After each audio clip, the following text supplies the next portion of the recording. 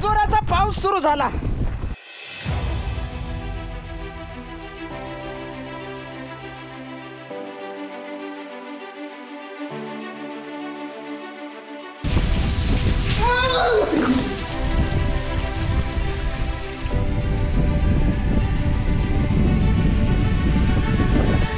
पल्ला आहे आणि इकडे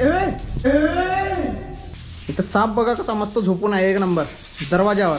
पटकन निघून जाऊ, आई शपथ इथं कोणी असत वांदेच होऊन जायचे आईच्या गावात। गुड मॉर्निंग मित्रांनो, कसे आहात? मजेत ना? स्वागत आहे तुम्हा सर्वांचं परत एकदा भन्नाट अशा ॲडव्हेंचर भरल्या व्लॉग मध्ये आणि मी तुमचा होस्ट प्रशिल अंबादे। तर मित्रांनो, मान्सून सीझनला सुरुवात झाली आहे आणि आज आपण आलो आहोत सह्याद्रीमध्ये एका गड किल्ल्याची भटकंती करण्यासाठी। आणि आपला आजचा टार्गेट असणार आहे आपल्या पाठीमागे असलेला जीवधन किल्ला। जीवधन किल्ल्यावर पोहोचणे एकदम सोपी आहे। जर आपल्याकडे स्वतःची व्हेकल असणार तर गुगल मॅपच्या मदतीने आपण इझिली किल्ल्यावर पोहोचू शकतो। जीवधन किल्ला पुणेपासून 130 किलोमीटर, मुंबईपासून 190 किलोमीटर तर नाशिकपासून 200 किलोमीटर अंतरावर स्थित आहे। जीवधन किल्ल्यावर येण्यासाठी सगळ्यात पहिले आपल्याला जुन्नर तालुक्यात यावं लागते। जुन्नर तालुक्यातून सरळ आल्यावर आपण या बेस विलेजवर येऊन पोहोचतो। हॉटेल भैरवाजवळ आपण आपली गाडी पार्क केली आहे। जेव्हा कधी आपण उन्हाळ्या किंवा हिवाळ्यामध्ये येतो तर या जागेवरून जात असताना पूर्ण सपाट भाग राहते, पण जसा पावसाळा सीझन येते, पावसाळा सीझन आल्यानंतर आपल्याला आजूबाजूला पूर्ण पाणी आणि धुकं पाहायला भेटते। याच्या कारण रस्ता शोधण्यासाठी थोडासा त्रास जाऊ शकते। 2 वर्षापूर्वी आपण मान्सून सीझन मध्ये जीवधन किल्ल्यावर आलो होतो। गाईडला देण्या एवढे पुरेसे पैसे नसल्या कारण आपल्याला एकटंच किल्ल्याच्या दिशेने जावे लागले। मान्सून सीझन मध्ये या परिसरात भरपूर धुका असते आणि याच कारणाने तेव्हा रस्ता शोधणं थोडं कठीण होऊ लागलं होतं। हा आहे नानाचा अंगठा आणि या नानाच्या अंगठ्याच्या थोडंसं इकडे समोर आलो तर तिथं हॉटेल भैरव आहे, जिथं आपण आपली गाडी पार्क केलो। तिथून आता आपण ही अशी कच्ची पायवाट आहे, पायवाट पण नाही म्हणता येत म्हणजे इथं पायवाट तर दिसतच नाही, पण हा प्लेन सपाट भाग आहे।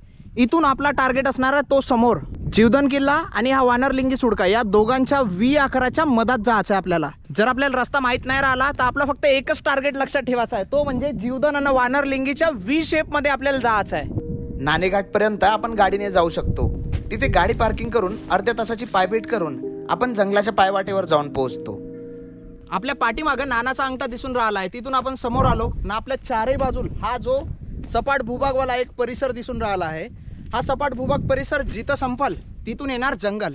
जेव्हा कधी आपण गडाच्या दिशेकडे जात राहतो ना, आपल्याला रस्ता नाही माहित राहत, त्यावेळेस आपल्याला आजूबाजूच्या झाडावर लक्ष ठेवायची आहे। हे दिसत आहे झाडावर इथं कोणीतरी असा बांधून ठेवला आहे, दिसतंय?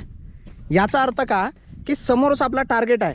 तर म्हणून जेव्हा कधी आपण समोर जात राहतो जर आपल्याला रस्ता नाही भेटला तर झाडावर किंवा रस्त्यावर इकडे तिकडे कुठं ना कुठं टिक मार्क राहते। आता बघा हे इथं हा दगड दिसतंय, असा ॲरो करून आहे आणि हा ॲरो चालला आहे आपल्या किल्ल्याकडे। झाडावर पहिले चेक करा काही भेटताय का नाही, नाही तर मग आजूबाजूच्या दगडावर चेक करा, नक्कीच एखादी टिक मार्क भेटेल। नाही या टिक मार्कच्या मदतीने आपण इझिली आपल्या टार्गेट पर्यंत जाऊन पोहोचू। जीवधन परिसरात अजून एक मुख्य आकर्षणाचं केंद्र म्हणजे रिव्हर्स वॉटरफॉल। या रिव्हर्स वॉटरफॉलला बघण्यासाठी पर्यटक लोक दूरदूरून इथे येत असतात।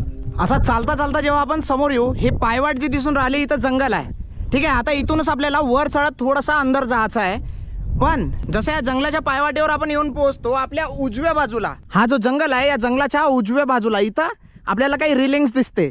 पावसामध्ये इथं बहुत जास्त धुकं राहते म्हणून आपल्याला समजून नाही येत का रिव्हर्स वॉटरफॉल एक्झॅक्ट आहे कुठं। तर लक्षात ठेवा इथं आहे सुडका, सुडक्याच्या खाली आहे हा जंगल आणि जंगलात एंटर व्हायच्या पहिले जस्ट राईट साईडला जर आपण पाहिलो तर इथं आपल्याला दिसतात रिलिंग्स।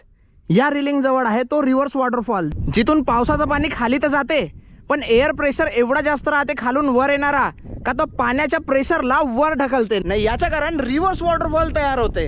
जुन्नर तसा फेमस आहे बिबट्यांसाठी। या जुन्नर तालुक्यामध्ये बहुत जास्त बिबटे आहे, म्हणजे इथं बिबटे आणून सोडले, इथं बिबटे आले। 2.5 वर्ष पहिले आपण असा सोलो आलो होतो आणि तेव्हा आपल्यासोबत असाच कांड झाला होता। या जंगलापर्यंत गेलो आपण, तिथं बहुत जोरात बिबट्याचा आवाज आला ना, आपण 120च्या स्पीडमध्ये पळून घरी रिटर्न चालला गेलो होतो। जुन्नर परिसरात असलेलं जंगल हे जैवविविधतेने समृद्ध असून या जंगलात अनेक प्रकारचे प्राणी, पक्षी तसेच औषधी वनस्पती पाहायला मिळतात। सध्या जीवधन किल्ल्याच्या पायथ्यावर असलेल्या जंगलात मोठ्या प्रमाणात शेकरू पाहायला मिळतो। त्याचप्रमाणे जुन्नर प्रसिद्ध आहे बिबट्यांसाठी। जुन्नर परिसरात मोठ्या प्रमाणात बिबट्या आढळून येत असल्या कारणाने येथील जंगलातून प्रवास करत असताना योग्य ती काळजी घेणे खूप गरजेचे आहे। 2 वर्षापूर्वी जीवदन किल्ल्यावर जात असताना याच जंगलातून बिबट्या खूप जोरात ओरडला. काहीतरी आवाज आला रे बाबा, काहीतरी आवाज आला मला तिथून. धुकं खूप जास्त असल्या कारण आपण त्याला पाहू तर नाही शकलो, पण त्याचा आवाज ऐकताच स्वतःचा जीव वाचवण्यासाठी पडू लागलो. काहीतरी आहे तिकडे, तिथून पटकन निघून गेलेलं बरं.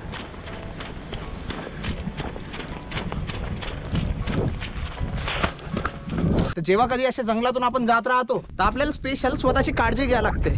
ओके, सो मित्रांनो, आता आपल्याला ती जंगलाची पायवाट लागणार, पण जंगलाच्या पायवाटेच्या पहिले आपल्याला लक्षात ठेवायच्या या स्टेप्स. तारांनी हे दगड इथं फिक्स केले आहे आणि अशा इथं पायऱ्या तयार केल्या आहे. या तारांच्या मदतीने तयार केलेल्या पायऱ्यांवरून समोर जाताच आपण जाऊन पोहोचतो खुल्या मैदानात, जिथून ओरिजिनल जंगलाची पायवाट सुरू होते. एकटा असल्या कारण थोडीशी भीती आहे, एवढा बी काही घाबरायची गरज नाही. म्हणजे तसा मी भेद तर नाही, बस थोडा घाबरतो. जसं आपण पायऱ्या पार करत वर आल्यावर आपल्याला हा पूर्ण ओपन स्पेस दिसत आहे, असा सपाट भूभाग दिसत आहे आणि आपल्याला इकडून जंगलाच्या अंदर जायचं आहे. पण एक्झॅक्ट या पूर्ण घनदाट जंगलातून अंदर जायचं कुठं, हा एक कन्फ्युजन होऊ शकते. म्हणून आपल्याला थोडंसं समोर यायचं आहे. समोर आल्यावर आपल्याला इथं एक असा एंट्रन्स दिसत आहे. आता धुकं नाही म्हणून आपल्याला क्लिअर दिसत आहे, पण बहुत जास्त धुकं आल्यावर आपल्याला समजत नाही का एक्झॅक्ट जायचं कुठून राहते. तर असं समोर आल्यानंतर हे इथं झाडाला असे पन्न्या बांधून आहे, इथं एक पन्नी बांधून आहे. थोडा समोर आला तर इथं बी एक पन्नी बांधून आहे आणि इथं पन्नी. या 2 पन्न्याच्या मधातून हा जो बोगदा आहे, या झाडाच्या बोगद्यातून आपल्याला सरळ जायचं आहे. 15 मिनिटाची ही छोटीशी जंगलाची पायवाट असून पावसामध्ये या जंगलाचा घनदाटपणा हा पाहण्यासारखा असतो. जंगलाची चांगलीच वाढ झाली आहे, घनदाट झाले आहे जंगला. तर इथून समोर आल्यानंतर थोडासा कन्फ्युजन होऊ शकते. तर इथं बघा ॲरो करून आहे, तिथं असलेला ॲरो आपल्याला समोर पाठवू शकते, पण आपल्याला समोर न जाता उजव्या बाजूला टर्न घेऊन हे निळी प्लास्टिक दिसत आहे, इथून असा वर जायचं आहे. हे प्लास्टिक जवळून सरळ थोडं समोर आल्यावर इथं एक पडलेलं झाड दिसेल. हा झाड म्हणजे आपण टिकमार्क समजू शकतो. हा झाड आला तर समजा का तुम्ही योग्य डायरेक्शनवर आहे. शेकरू हा महाराष्ट्र राज्याचा राज्य पशु आहे. ही खारींची एक प्रजाती असून याला उडणारी खारुताई म्हणूनही ओळखल्या जाते. शेकरू हा पशु भीमाशंकर या भागात जास्त प्रमाणात आढळून येतो, पण गेल्या काही वर्षापासून हे पशु जीवदन परिसरात पण जास्त प्रमाणात पाहायला मिळत आहेत. जर जंगलात शांतता असली तर शेकरू म्हणजेच उडणारी खारुताई आपल्याला इथे पाहायला मिळू शकते.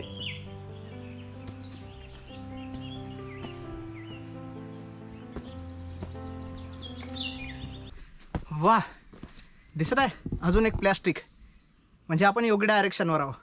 जंगलातील पायवाट संपताच आपण येऊन पोहोचतो गडावर जाणाऱ्या पायरी मार्गावर.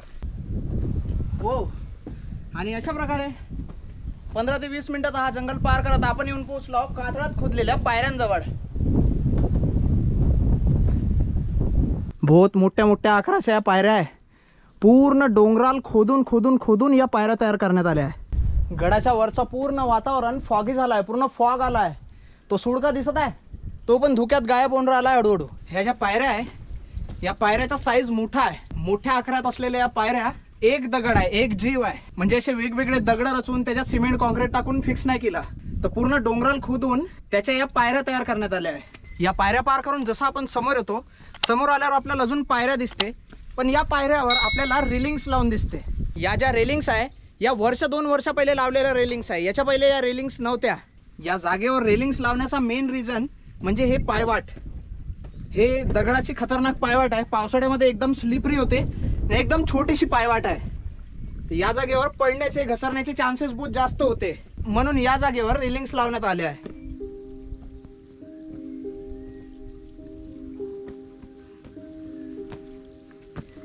हळूहळू गडावरचं वातावरण पूर्णपणे चेंज होऊ लागलं आणि जर अशाच वातावरणात पाऊस पडला तर 5 मिनिटात या गडावर रौद्र रूप पाहायला मिळते.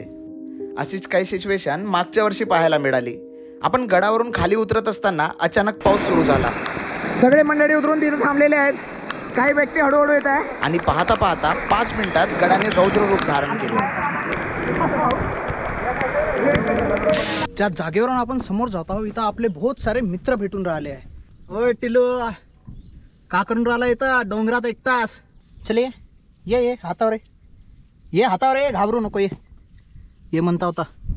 हो, इकडे त्याचा मोठा भाऊ आहे. जशा आपण या रिलिंगवाल्या पायऱ्या पार करत समोर आलो, समोर आल्यावर आपल्याला 2 रस्ते दिसतील. एक रस्ता जो डाव्या बाजूनं समोर चालला आहे ना, तिथून पायऱ्या असतील, त्या कातळात खोदलेला पायऱ्या थेट आपल्याला घेऊन जाईल महादरवाजाजवळ, जिथून आपण किल्ल्यावर जाऊ. आणि दुसरी पायवाट जी आहे ती इथून डोंगराच्या बाजूबाजूनं उजव्या बाजूला आपल्याला जायचं आहे. तर आपण जाऊन पोहोचू वानरलिंगी सुडक्याजवळ. वानरलिंगी पिनाकडला क्लाइम्बिंग करायचं राहते, तर आपल्याला याच पायवाटेला पकडून उजव्या बाजूला जावं लागते त्या सुडक्याच्या बेसपर्यंत. जीवदान किल्ल्याच्या बाजूला असलेला मुख्य आकर्षणाचं केंद्र म्हणजेच 450 फूट उंच रौद्र महाकाय वानरलिंगी सुडका. हा सुडका महाराष्ट्रातील दुसऱ्या नंबरचा सगळ्यात उंच सुडका असून इथून क्लाइम्बिंग आणि रॅपलिंगचा अनुभव घेणारा एक व्हिडिओ ऑलरेडी आपल्या चॅनलवर अपलोड केला आहे. वेळ मिळालाच तो व्हिडिओ नक्की बघा. तर आपल्याला सध्या सुडक्याजवळ तर नाही जायचं आहे, तर म्हणून आपण डाव्या बाजूची पायवाट पकडून थेट जाऊ गडावर.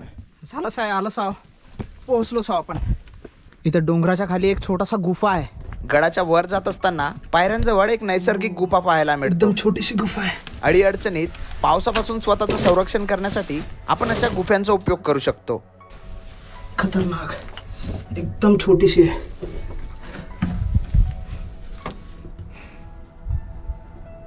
अशा अननोन गुफेच्या अंदर जायच्या पहिले आजूबाजूचा परिसर चेक करा, कारण इथं आजूबाजूला विषारी साप सुद्धा असू शकते. ओके ओके, निघ रे बाबा पटकन. या गुफेला पार करतास आता आपण येऊन पोहोचतो शेवटच्या पायऱ्याजवळ. या पायऱ्याला सुद्धा रेलिंग आहे आणि हा गडाच्या शेवटच्या पायऱ्याचा टप्पा आहे. पावसा पाण्याच्या दिवसात स्लिपरी झालेल्या या पायऱ्यांवरून इझिली गडावर जाता यावा म्हणून या जागेवर रेलिंग्स लावण्यात आल्या आहेत.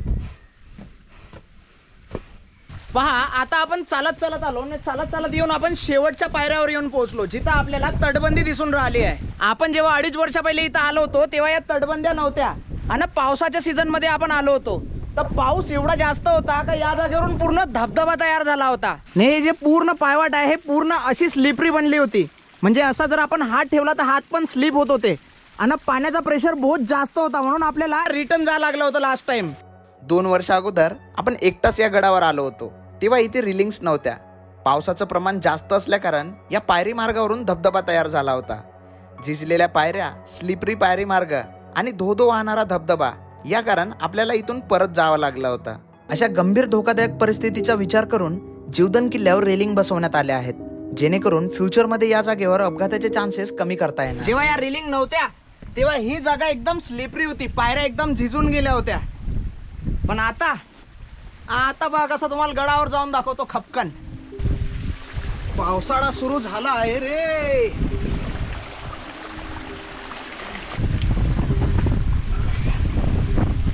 जरा रेलिंग्स नसत्या तर या जागेवरून आपण स्लिप होऊन खाली जाऊ शकत होतो. बहुत मोठ्या मोठ्या आकाराच्या पायऱ्या आहे, 1-1 फुटाच्या पायऱ्या.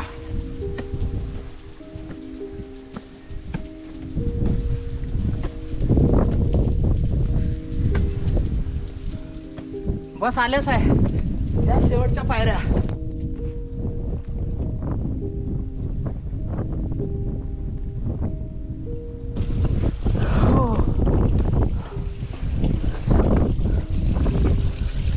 या जागेवर पाण्याचा स्रोत आहे, दिसतंय?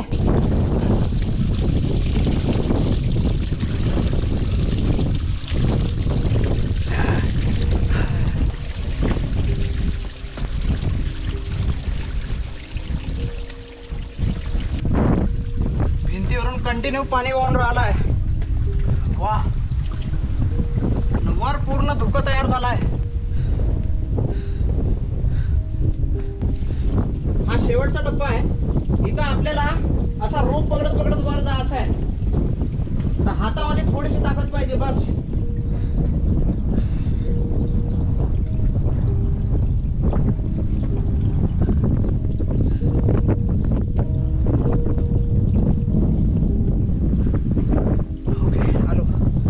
आलो रे बाबा. रोप दिला आहे, रोपच्या मदतीने आपण पकडून वर जाऊ शकतो. तसं तर नॉर्मली जाऊ शकतो, पण पायवाट एकदम स्लिपरी झाली आहे. हो, पुरा धुका आलाय. वा, आणि फायनली मित्रांनो अशा प्रकारे आपण येऊन पोहोचलो आहोत जीवदान किल्ल्याच्या मुख्य दरवाजाजवळ. सुमारे 2000 वर्षापूर्वीपासून दळणवळणासाठी कोकणातून घाटावर जाणाऱ्या घाटवाटा सह्याद्रीच्या कडेकपारीत आपल्याला अनेक ठिकाणी पाहायला मिळतात. सातवाहन हे महाराष्ट्रातील पहिले राजघराणे.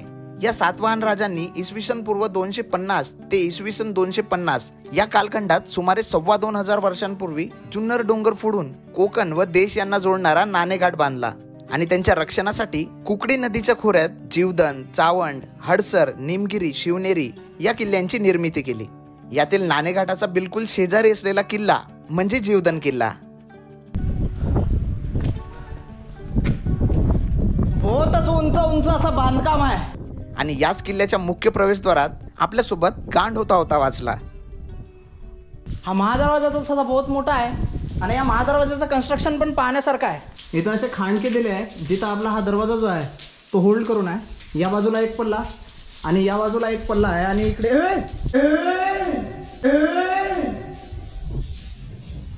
इथं साप बघा कसा मस्त झोपून आहे एक नंबर दरवाजावर. साप तर आपण अनेक जागेवर पाहिलो, पण मुख्य प्रवेशद्वाराच्या दरवाजावर मी जीवनात पहिल्यांदाच साप पाहिलो. हा होता बांबू पीट वायपर म्हणजे चापडा प्रजातीचा साप. चापडा साप झाडावर राहणारा साप असून सहसा हा साप पावसाळी महिन्यात अधिक दिसतो. जर विश्रांती घेण्याची जागा सुरक्षित असेल तर हा साप एकाच ठिकाणी काही दिवस किंवा काही आठवडे थांबू शकतो.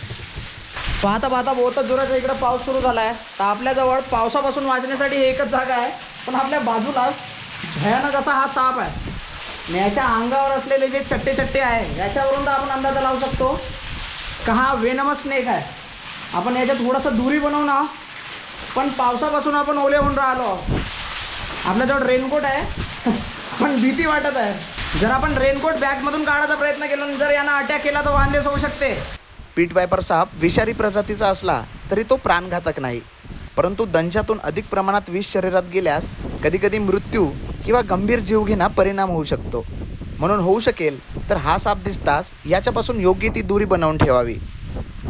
थोडासा पाऊस कमी दिसत आहे तर आपण पटकन जाऊन गडाला एक्सप्लोर करण्याचा प्रयत्न करू. या जागेवर एक मजेदार किस्सा झाला. आपल्याला चांगला शॉट घेता यावा म्हणून इथे कॅमेरा लावलो, पण इथे असलेल्या सापाची कंटिन्यू भीती वाटत होती. सापाच्या भीती कारण कॅमेरा घेण्यासाठी रिटर्न जाताना माझा हाल हा बघण्यासारखा होता.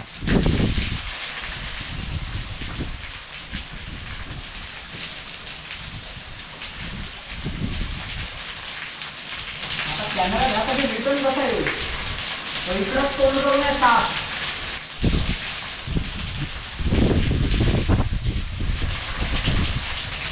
तेच आकार करून आहे म्हणजे अटॅक मोडवर आहे.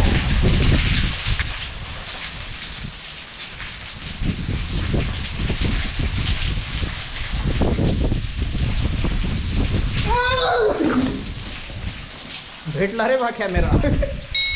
टेन्शनच आहे.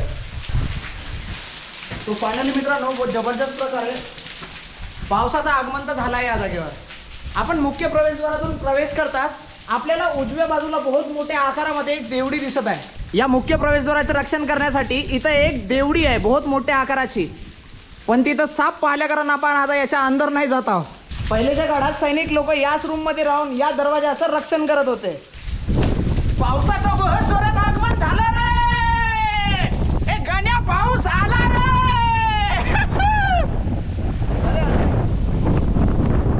पुरा धुका, चारही बाजूला नुसता धुका दिसत आहे. पावसा कारण या जागेवर धबधबे तयार होत आहे.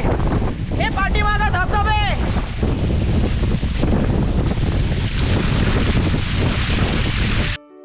सकाळी 10 वाजतापासून आपण हे धुकं कमी होण्याची वाट बघू लागलो, पण धुकं काही कमी होण्याचं नावच घेत नव्हता.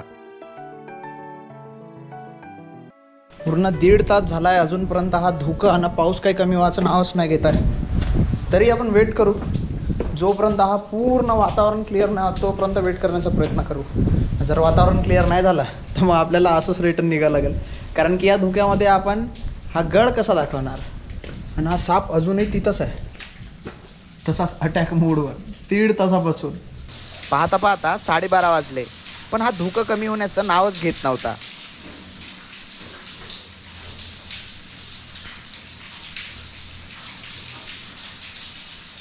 सकाळच्या 10 वाजतापासून आपण कंटिन्यू धुका हटण्याची वाट पाहून राहिलो, पण चारही बाजूला नुसते धुकाच धुका आहे. आत्ता वाजले जवळपास 12:39. ठीक आहे, अजून आपण थोडासा वाट पाहू. 2 वाजेपर्यंत वाट पाहू. जर अगर 2 वाजेपर्यंत धुकं क्लिअर झालं तर ठीक, नाही तर मग खाली उतरून जाऊ. आपण धुकं कमी होण्याची वाट पाहू लागलो आणि या निसर्गाला प्रार्थना करू लागलो की थोडं धुकं कमी होऊ दे. पण आपण चुकीची प्रार्थना केलो की काय माहिती नाही. धुकं तर कमी नाही झाला, वरून जोराचा पाऊस सुरू झाला. भयानक जोराचा पाऊस सुरू झाला. मा कसम देवडीमध्ये जाऊन बसू थोड्या वेळ.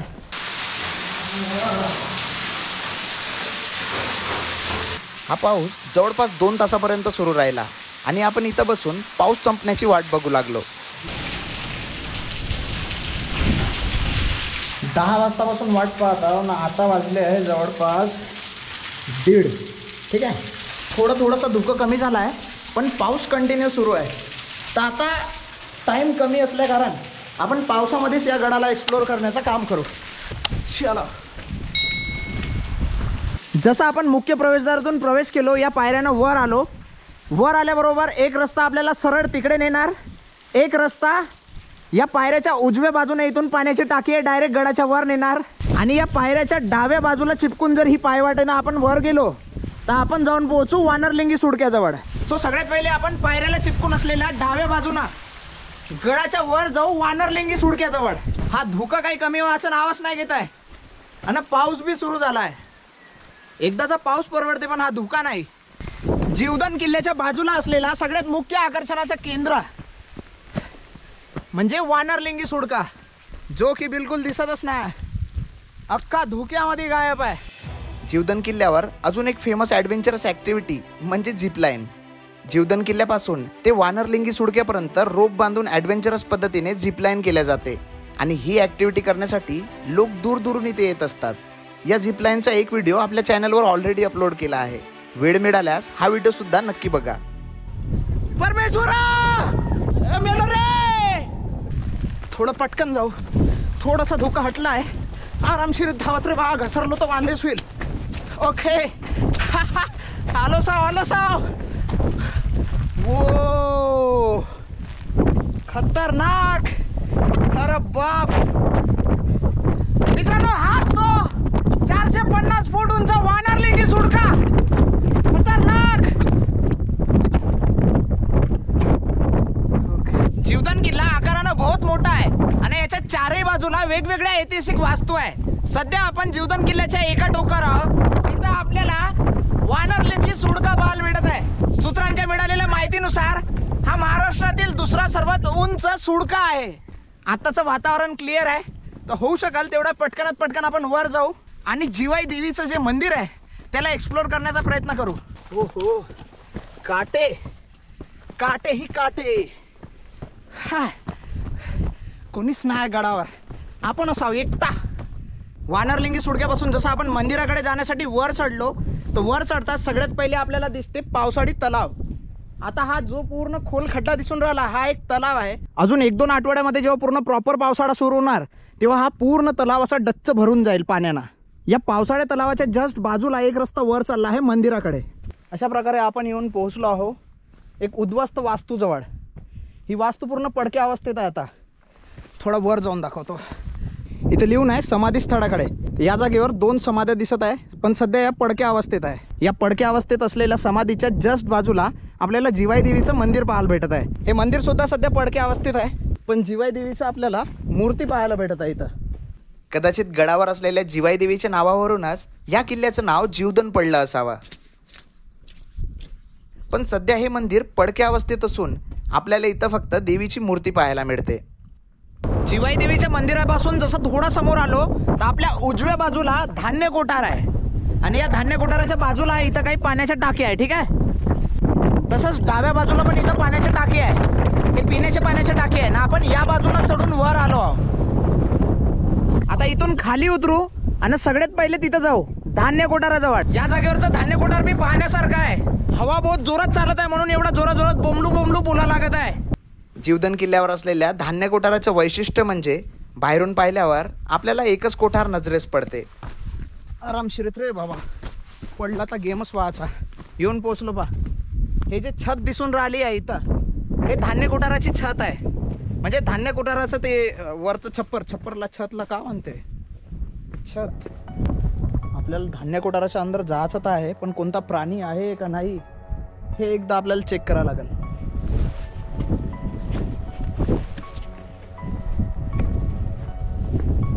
दगड फेकून पाहू अंदर.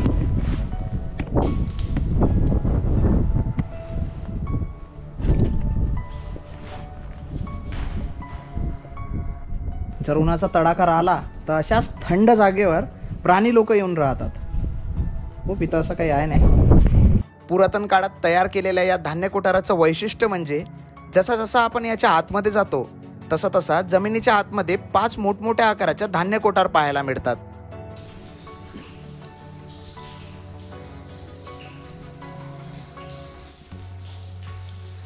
कन्स्ट्रक्शन पहा किती जबरदस्त आहे. इथं बहुत मोठा असा खांब आहे, पिल्लर.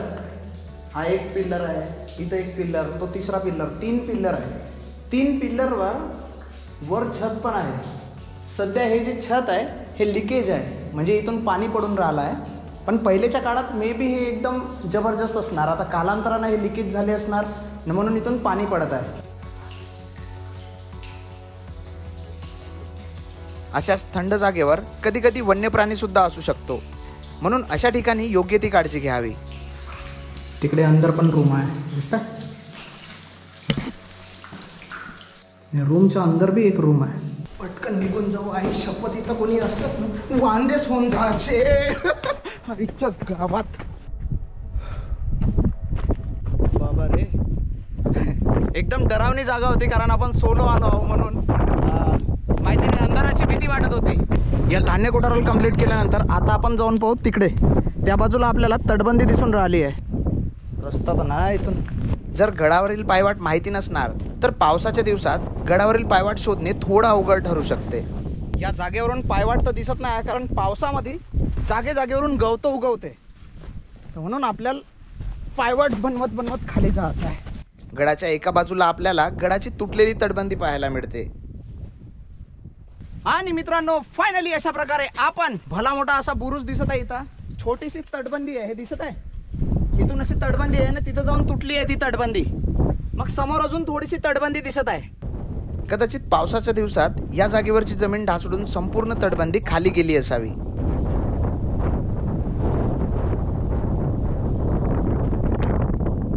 ते जे सगळे टॉप होता, त्या टॉपवर जिवाई देवीचं मंदिर होता.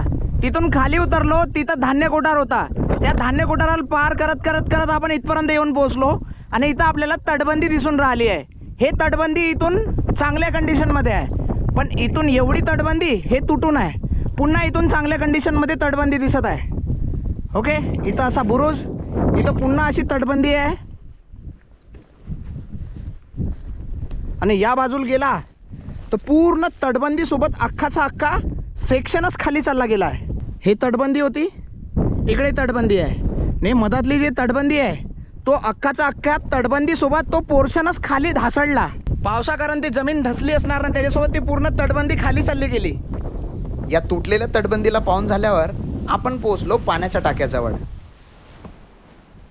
या महादरवाजातून जसं आपण वर येतो, वर आल्याबरोबर इथं आपल्याला एक भला मोठा असा पाण्याचा टाका पाहायला भेटून राहिला आहे. आता पाऊस झाला आहे म्हणून हे पाणी पूर्ण डच्च भरलं आहे. याच पाण्याच्या टाक्याच्या वर तिथं अजून काही 2 पाण्याचे टाके आहे. आणि तिथून जर आपण वर गेलो तर मग आपण त्या बाजूला उतरू शकतो. आणि त्या बाजूला उतरला तर सगळ्यात पहिले आपल्याला धान्य कोठार पाहायला भेटते. बहुत जबरदस्त कन्स्ट्रक्शन आहे धान्य कोठाराचं. पटकन इथून खाली उतरावं लागेल, कारण एकदा जर पाऊस सुरू झाला बहुत भयानक वाला तर मग खाली उतरताना बहुत त्रास होईल. पूर्ण गड एक्सप्लोर केल्यानंतर आता आपण आलो महादरवाजात. माहित नाही तो साप अजून आहे का नाही आहे. हो, तो साप अजूनही तिथंच आहे आणि जिवंत आहे बरं. तो दरवाजावरच बसून रेस्ट मोडमध्ये, पण हे साकार करून ठेवा.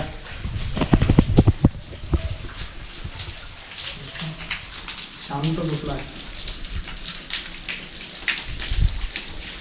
सो मित्रांनो, होऊ शकेल तेवढ्या जबरदस्त पद्धतीनं आज आपण जीवदान किल्ल्याला एक्सप्लोर करण्याचं काम केलो आहोत.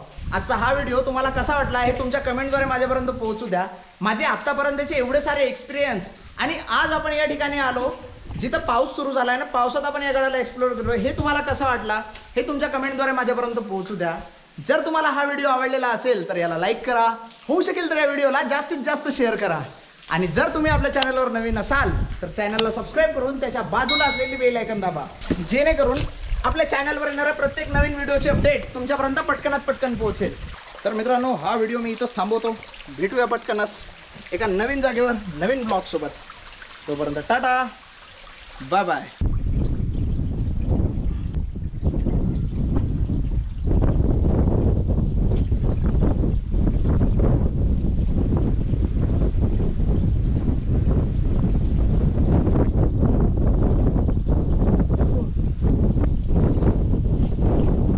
स्लिपरी एरिया झाला कारण खाली उतरताना त्रास होत आहे.